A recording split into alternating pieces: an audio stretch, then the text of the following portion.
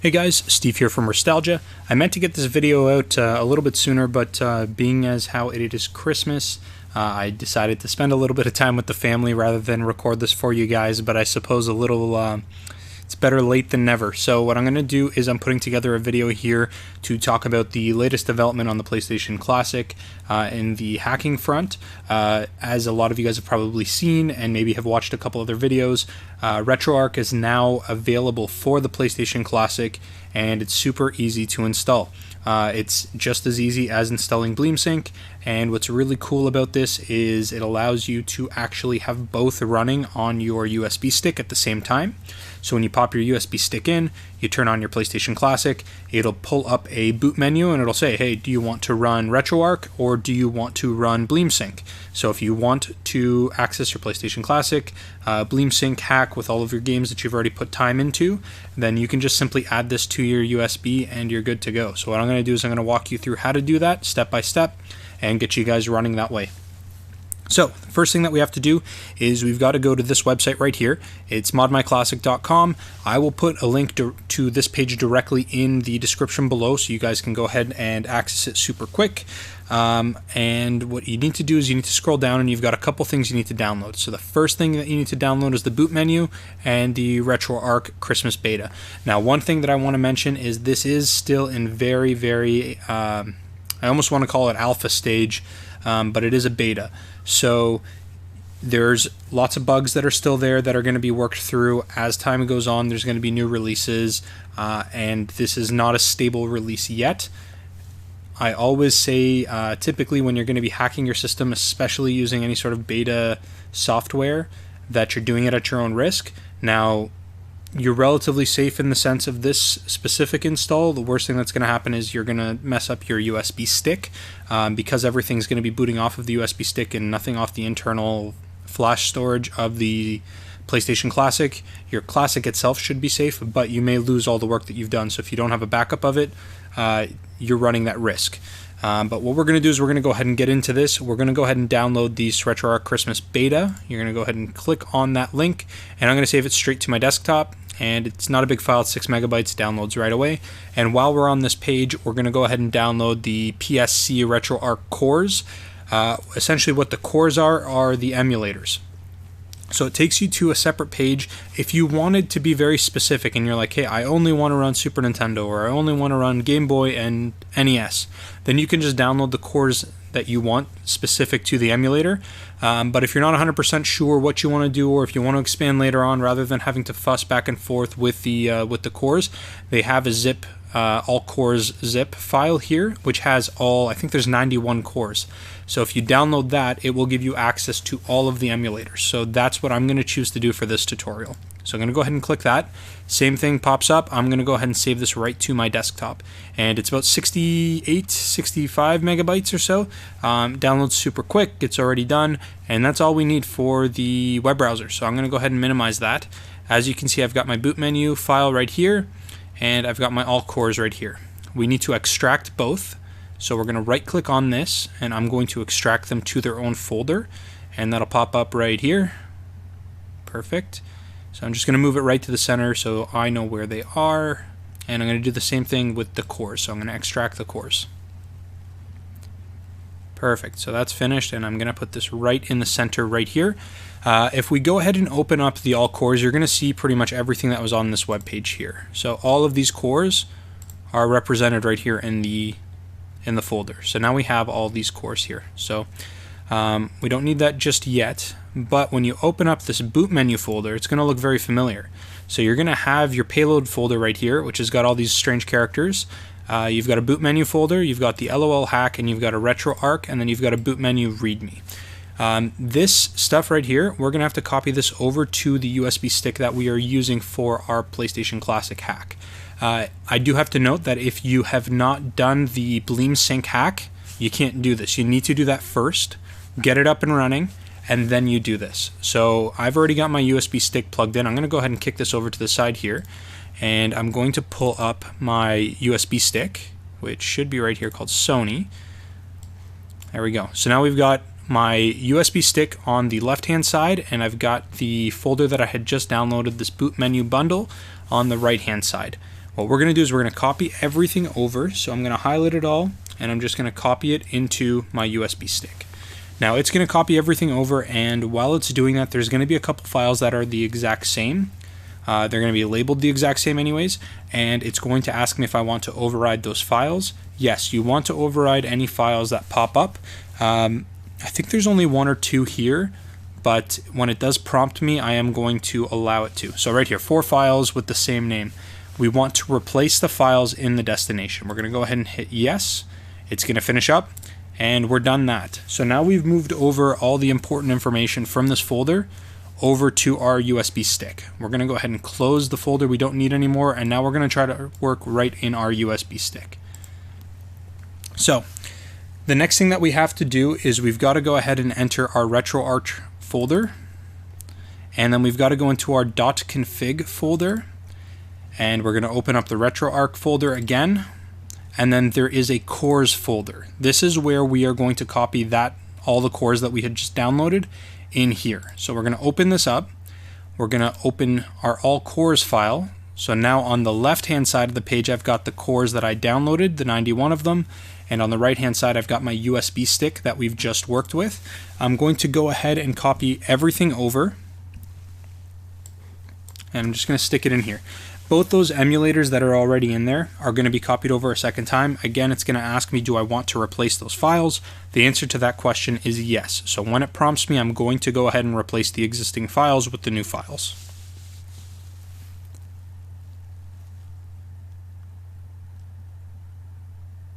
And that should happen any second now. There we go. So the destination has 2 files with the same name. We want to replace the files in the destination. So we're going to hit yes. It's going to kick that over, and we're done. So we don't need this folder anymore. So now we've got all of our cores copied into our cores folder, and now we've got to go back to our Retroarch folder back here, and we are going to create a folder. Sorry, just to be clear, if you were to go back to your USB stick, you're just going to go into the first Retroarch folder. And then in here we are going to create a new folder, and we're going to label this games. And you can imagine what we're going to put in here. We're going to put in all of our games, all of our ROMs. So for the purposes of this video, I've got Super Nintendo, Sega Genesis, Game Boy, and I think either NES or Game Boy Advance. I've got all my ROMs already ready to go. I'm just going to pull them up here. There they are. So here they are. So I've got Super Nintendo, Sega Genesis, NES, Game Boy Advance, and Game Boy. So what I'm going to do is I'm just going to copy them. If you look inside each folder, I've already downloaded just a couple. So Game Boy, I've got Red and Blue, Pokemon Red and Blue. Game Boy Advance, I've got Banjo-Kazooie, Crash Bandicoot, Pokemon Fire Red, Leaf Green, Sonic Advance. For NES, I've got Bomberman, Little Samson, Super Mario Bros. And Genesis, we've got Sonic the Hedgehog, Golden Axe, Altered Beast. And for Super Nintendo, Legend of Zelda, Link to the Past, Mighty Morphin Power Rangers, Super Mario World, and Super Mario World 2. So what we're going to do is I'm going to go ahead and copy all of these, including the folders, to have them separated into or onto our memory stick. It won't take very long. When you're dealing with files like this, they are much smaller than your PlayStation ISOs, so they don't take long at all. I've just copied over 10 games. It's going to take maybe 15 seconds or so. So that'll be done in just a second. Perfect. So now we don't need our ROMs folder anymore, and now we're working within here. So you'll see inside the Retroarch folder, we've got a games folder. Inside that, we're going to have folders labeled by the console that we want to play. So Game Boy is going to have our Game Boy ROMs in it. Super Nintendo will have our Super Nintendo ROMs in it. But other than that, I don't think that there's anything else that you actually have to do on the on your USB stick anymore. Clearly, if you want to add more games, you should do that in advance, or you can always come back to it and add more games to it. But that's all that you need to do. So what we're going to go ahead and do is we're going to eject our USB. So I'm just going to go ahead and do that really quickly. There it is, eject. So once we've ejected the USB, now all we need to do is plug our USB stick into our PlayStation Classic, and I'm going to switch over to the PlayStation Classic so you guys can see it from there. Alright guys, so we've got our PlayStation Classic here. On the BleemSync load, you'd notice that the power button would flash green and amber, but when you're doing this hack, it'll just be a solid amber. Once you've got that, you know you've done it correct, and we're just going to go ahead and switch over to the PlayStation Classic main screen now.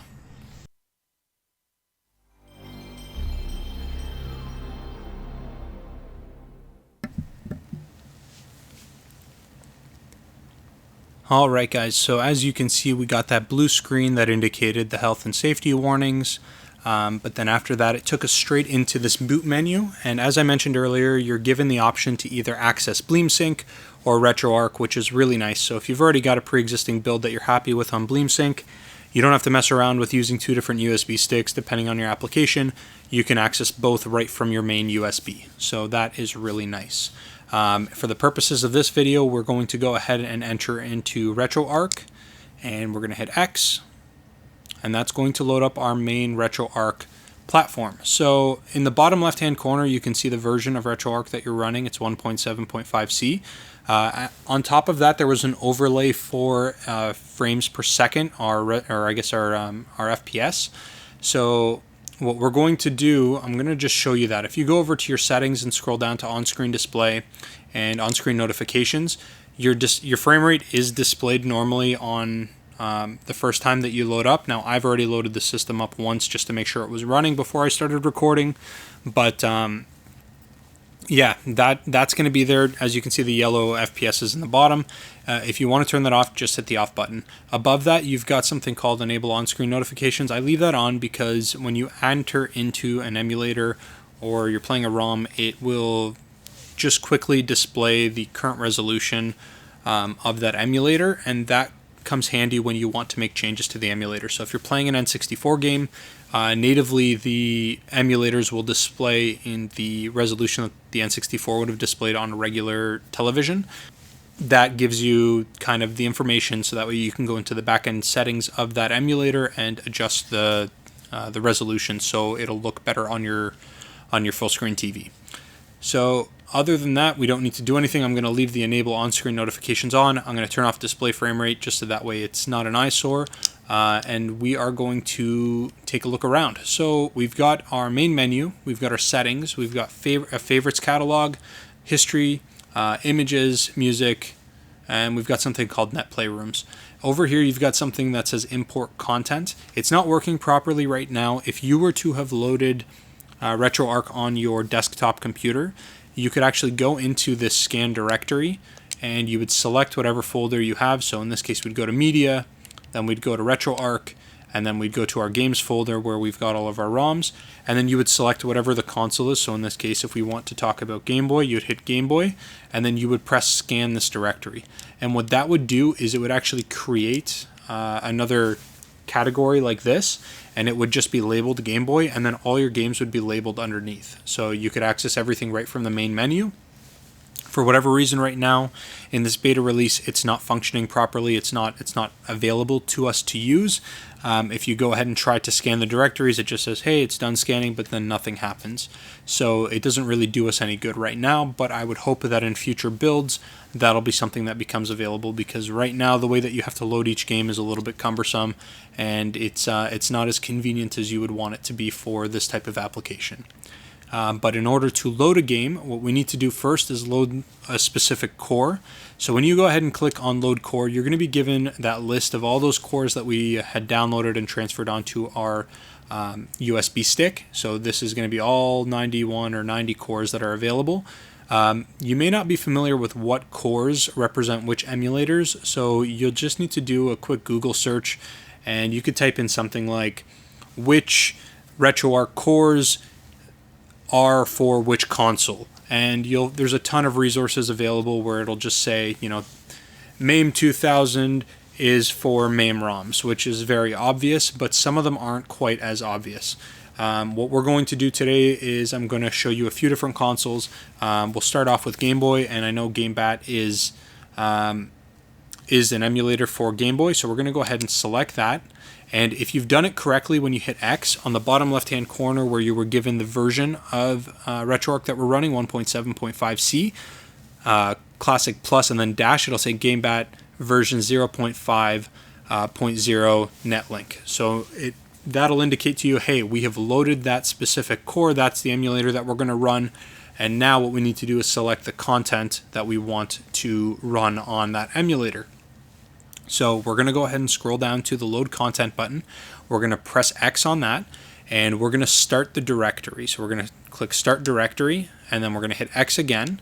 And now what we need to do is we need to locate our media folder, and that media folder represents our USB stick. So all of these other folders don't have any of our ROMs on it. It's not going to have anything that's pertinent. We want that media folder. We're going to hit X. Then you're going to see all of the folders that are on the root of your USB. So you've got your payloads folder, you've got your boot menu, games, LOL hack, Retroarch, system, system volume information. What we're going to do is we are going to load our Retroarch folder because that's where we have our games. So if you remember, I loaded I created a games folder in that Retroarch folder. We're going to hit X on that, and then we're going to select our Game Boy folder, and then as you can see here, now I've got my two games. So I've got Pokemon Blue and Pokemon Red. I'm going to load Pokemon Blue, and then it's going to say which emulator do you want to run this on, and you're just going to choose the emulator that you've previously selected.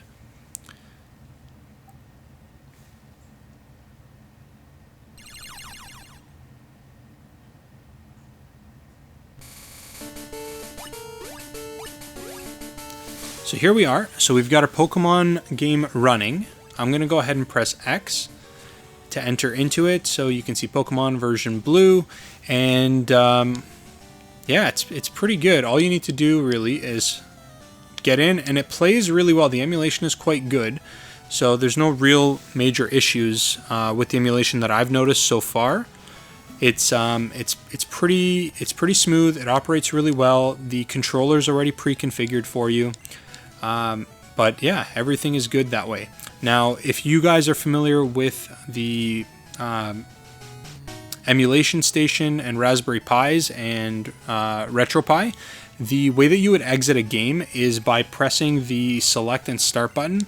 And what's actually nice is it's been pre-configured that those are going to be the same way that you would exit or access the menu from a game as well. So what we're going to do is we're going to go ahead and press the select and start button at the same time.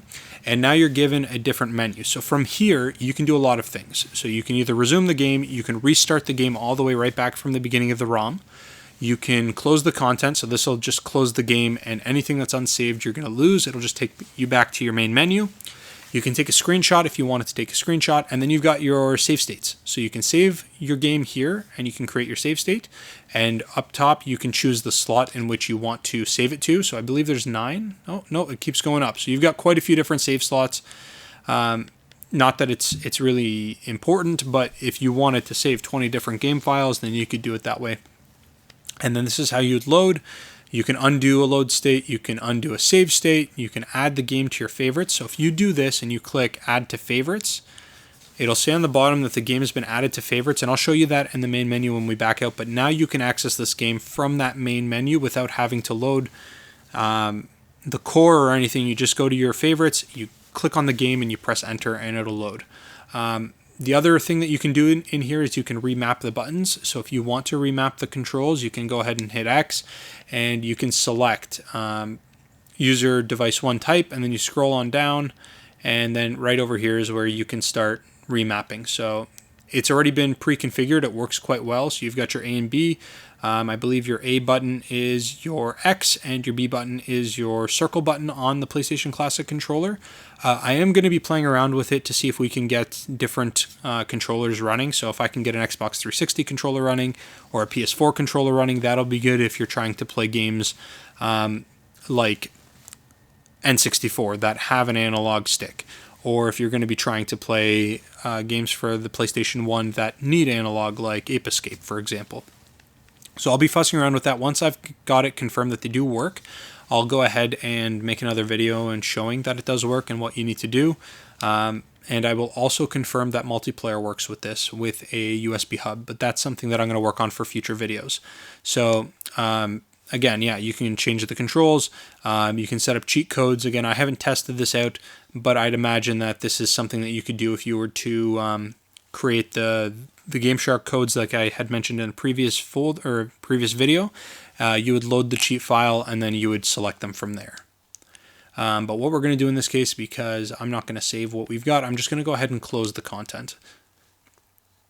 So it's going to take you all the way back to your main menu, and as you can see, when you close the content, it actually not only exits the game, but it also escapes from the core in which you were selected.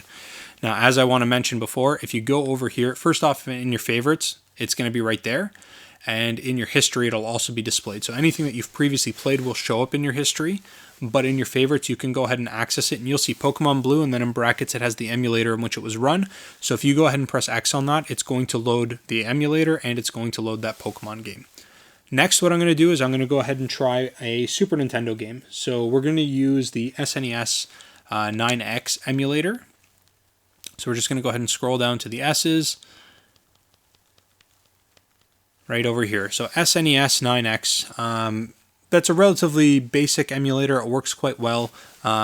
Very, very few issues with it in terms of compatibility with most ROMs. So we're going to go ahead and use that. And as you can see, bottom left-hand corner, it shows SNES 9X.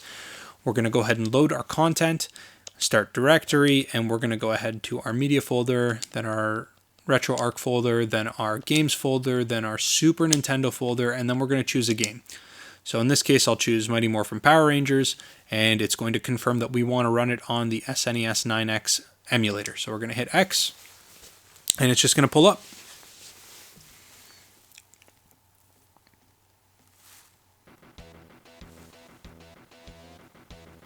And there we go. So it does seem to be quite well. It does work really well. We're going to go ahead and enter in. And I'm going to give it just a little bit of a test just to see how the buttons feel. But so far with Super Nintendo emulation, it's been running really, really well. All right, so let's be Billy. So we're going to go ahead and select Billy for this.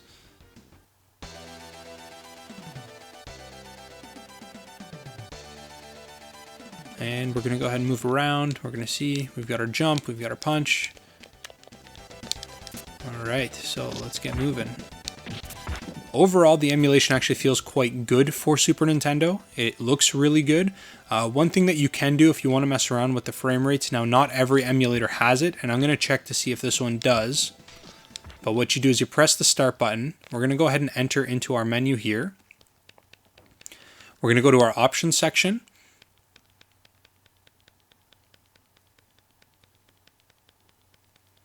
And we are going to... No, it doesn't look like you can do it on this emulator, but there are emulators where you can go into the options and you can actually change different things like the aspect ratio, or you can change the resolution of the game, and that would be right over here in your options. So it'll just say, current resolution, and it'll just say, it's running at whatever the resolution is, and you can change that to 1080p or 720p or whatever it is that'll suit your current display. It's not, for some reason, it's not here. It may also be a build issue that this emulator doesn't have it, but yeah, it doesn't look like it's there, but that's how you would do it. So in this case, again, you would simply just select whatever the game is, or the resolution that you want, and then you would make that change. But yeah, so I'm going to go ahead and exit this.